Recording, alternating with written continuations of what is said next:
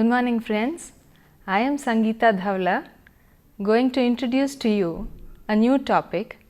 The main objectives of today's lesson is we will try to understand the various disorders that are related to alcoholism. Very important objective also would be to understand the different kinds of treatment procedures that are available for alcoholism. Each one of us is familiar that regular consumption of alcohol will deteriorate the bodily condition of a person to a certain extent. But when this crosses a certain limit and it reaches the level of addiction, there are a series of disorders that the person may fall prey to.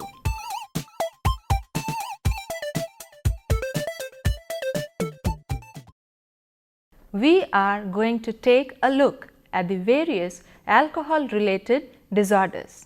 These are serious health problems which the alcoholic will not be able to tackle on his own. First and foremost alcohol related disorder is that of anemia. What is anemia? It is nothing but bloodlessness. You must be thinking, how come alcohol and anemia are related? When the person drinks regularly, there is a drastic decrease of oxygen is carried in the red blood corpuscles in the body. This condition is called anemia and it will trigger off a whole lot of symptoms which will cause shortness of breath, fatigue and lightheadedness. When a person is not drunk, he feels a bit giddy. He gets fatigued very easily even without putting in much effort, and he experiences a shortness of breath.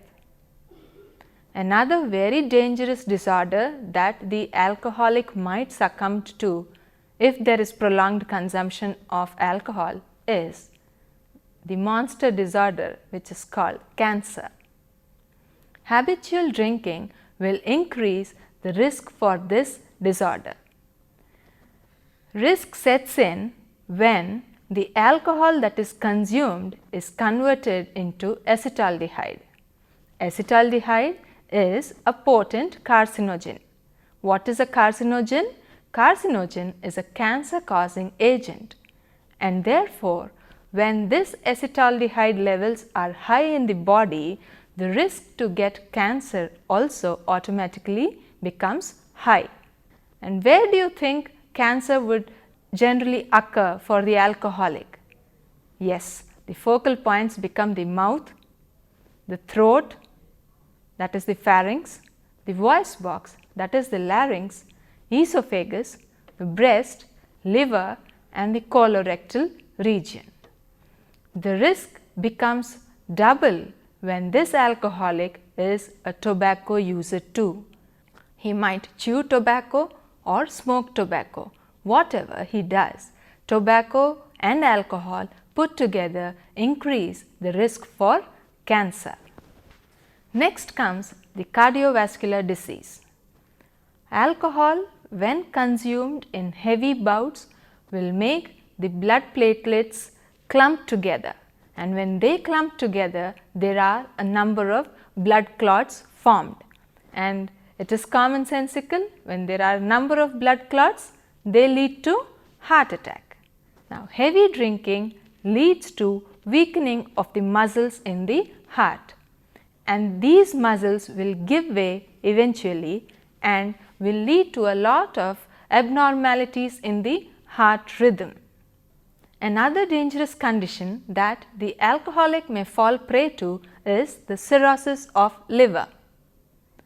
Alcohol is considered as a serious poison to the liver cells, and it is this basic reason why many of them fall prey to cirrhosis of liver. The liver becomes heavily scarred and it becomes a deadly situation and it cannot be treated successfully. But it is really difficult to predict who will fall prey to this kind of a disorder. Next, very important and serious disorder is that of dementia. What is dementia? Dementia is the degeneration of brain cells. This condition comes with age in almost all of us, but for the alcoholic it sets in at a very early stage.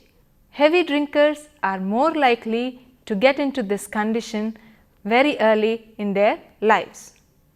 What happens in dementia? The brain shrinks and the key regions get affected, and as a result there is memory loss.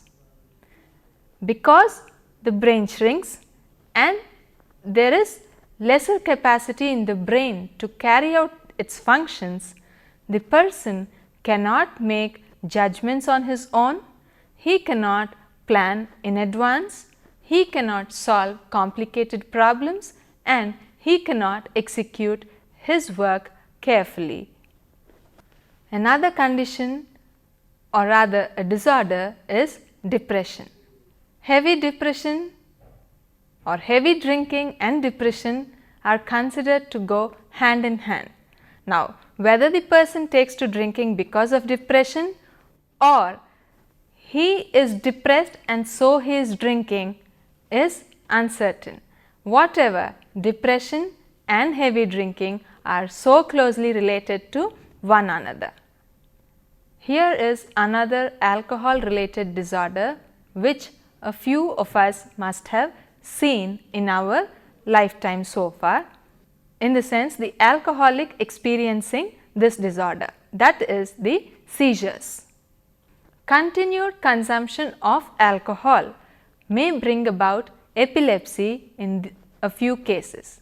This person would not have had a record or history of experiencing fits or seizures in his life so far, but it is because of the excessive consumption of alcohol that he has fallen prey to seizures. Now, yet another alcohol related disorder, gout. What is gout? It is a very painful condition because it results out of the formation of uric acid crystals in the joints of the heavy drinker. Majority of the gout cases are found to be hereditary, but to a certain extent it is the dietary factors also that are considered to contribute towards this disorder. And in addition to the dietary factors, we cannot at all overlook the contribution that alcoholism can make towards this disorder. So, probably it is heredity that would lead to gout. It is the dietary factors that might contribute to the disorder, but they become more pronounced and they set in very early when it is coupled with alcohol consumption. So, it is alcohol that aggravates the risk for gout. High blood pressure. Alcohol has different influence on blood pressure. It directly acts on the sympathetic nervous system. This sympathetic nervous system controls the contraction and dilation of the blood vessels in the body. Heavy drinking will bring about a rise in the blood pressure, and continued consumption of alcohol will lead to a chronic condition.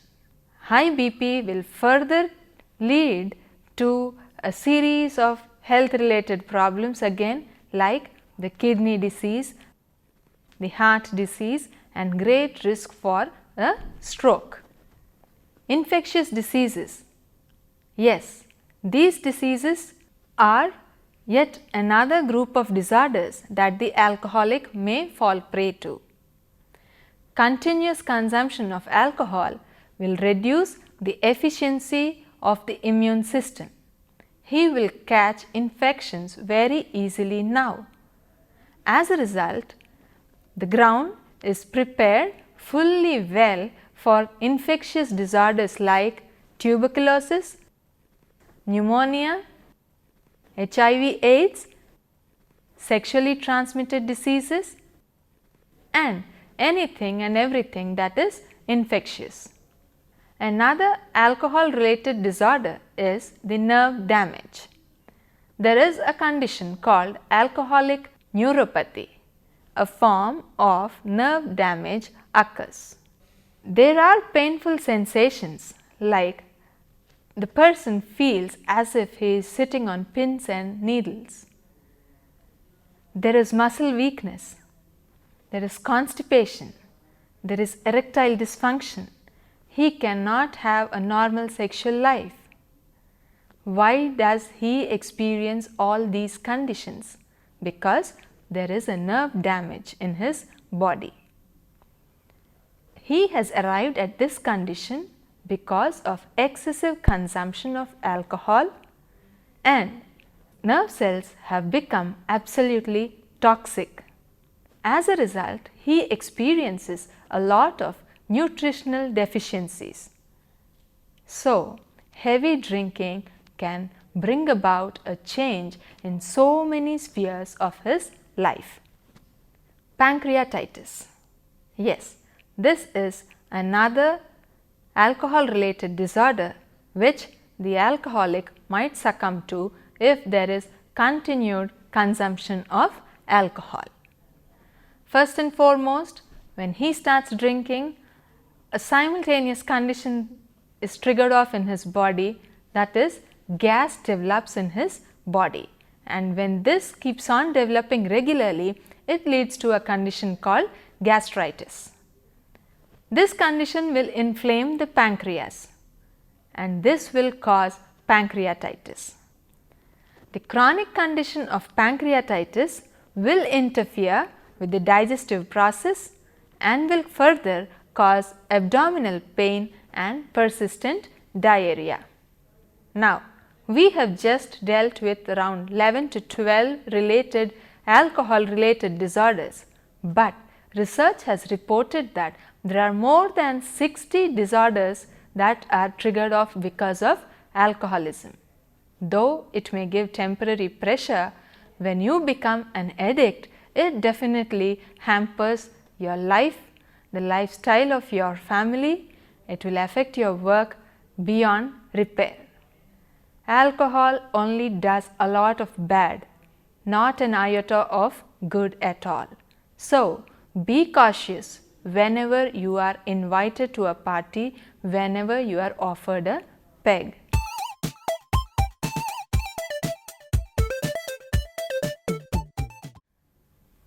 We have seen the various types of alcohol-related disorders. Now, we understood that alcoholism is a very serious condition on its own. How do we help alcoholics come out of their predicament? How do we go about the treatment of alcoholism? What are the methods that exist which will prove to be effective and help the person tackle his problem carefully? Now, treatment of alcoholism is considered as a multidisciplinary approach, and it is found to be highly effective as alcoholism is a highly complex disorder. It is not just one approach that will cure the person of the problem, but it is a contribution from different types of treatment. For example, you might use some kind of a medication. At the same time, the person also would need some kind of psychological support. The contribution here is in the form of medication and in the form of psychological support. So, depending on the intensity of the addiction that the person has fallen prey to, and depending on the duration for which he was an alcoholic, one could decide upon the kind of treatment that is to be employed. The needs of the alcoholic will keep on changing with progress in the treatment. The treatment can be achieved in community clinics for those alcoholics who do not require hospitalization. As I just now said, it all depends on the extent to which the person has got himself into a beyond repair situation. the person definitely has to be hospitalized. First and foremost, he needs to be detoxified completely, and then his withdrawal symptoms be tackled.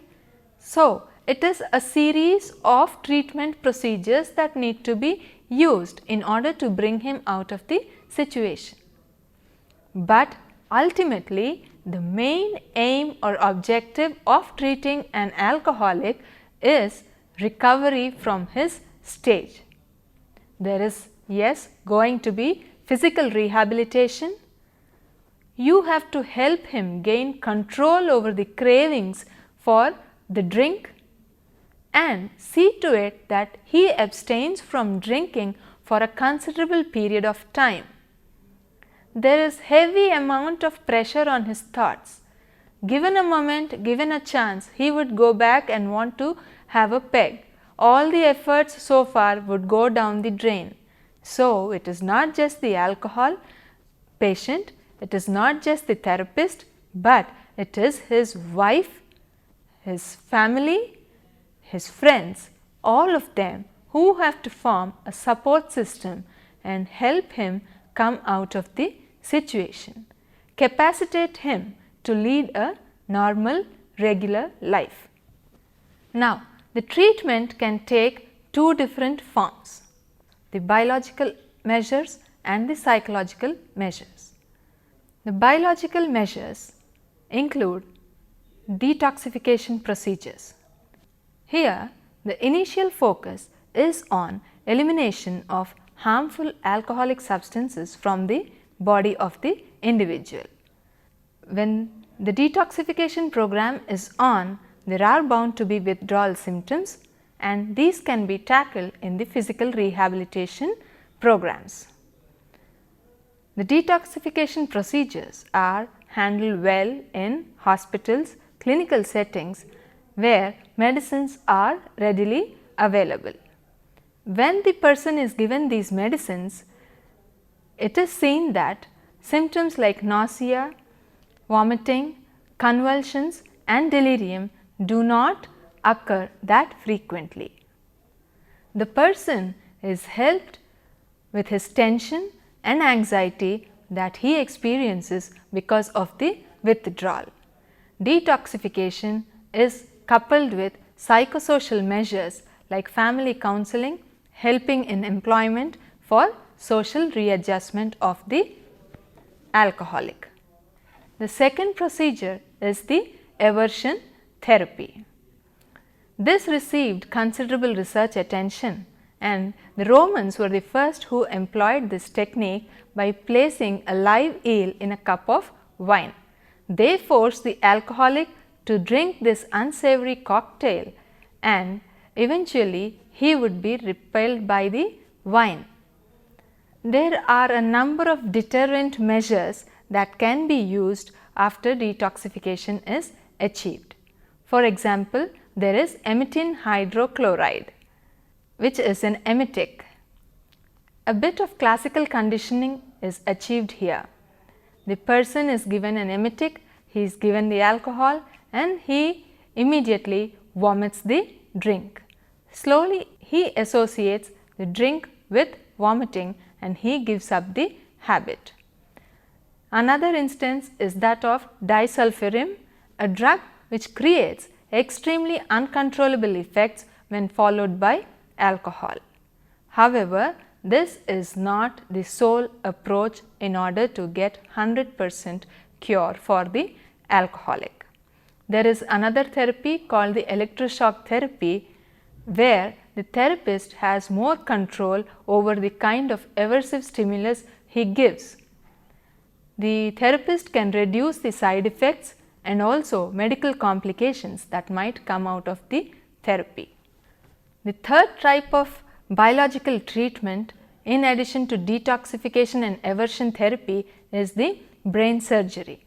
Just as we think that there is a certain part in the brain that is responsible for our hunger, researchers also felt that there is a certain part in the brain that controls the alcohol consumption.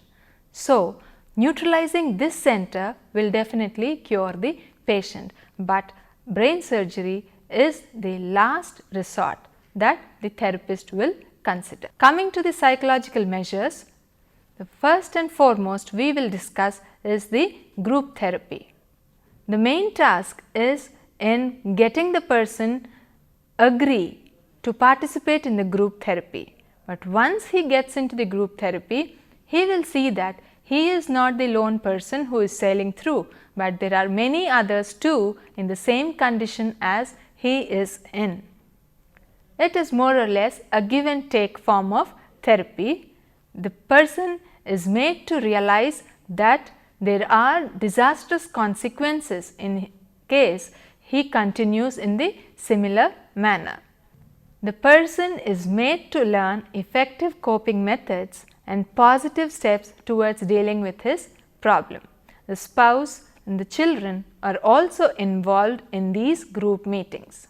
Family treatment is the central focus in a few cases. The second form of therapy is the sociotherapy.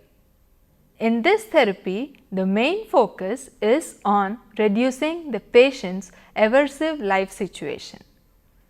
The job is lost, he is estranged from family, he is estranged from his friends. People around him do not support and they are not understanding. So, he has to be equipped with effective coping techniques, and the others also will have to be made aware that he is being a part of the treatment process and they are asked to cooperate and be less hostile towards him. Relapse may be possible, but if there is constant support, there is every chance that the alcoholic might come out of it successfully and give up his habit of alcoholism. The final one is the Alcoholics Anonymous. This offers a psychotherapeutic program where person to person and group relationships are emphasized. Who gets into this association?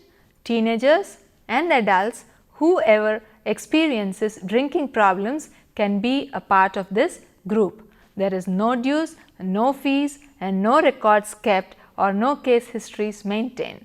As the name anonymous indicates, you will be addressed only with your first name, and this body does not have any religious affiliations. Discussions about problems with alcohol, experiences of their recoveries are discussed in the group settings. Alcoholics Anonymous, it lifts the burden on the person. It lifts him of the responsibility because it perfectly understands that the alcoholism is now in a very helpless condition.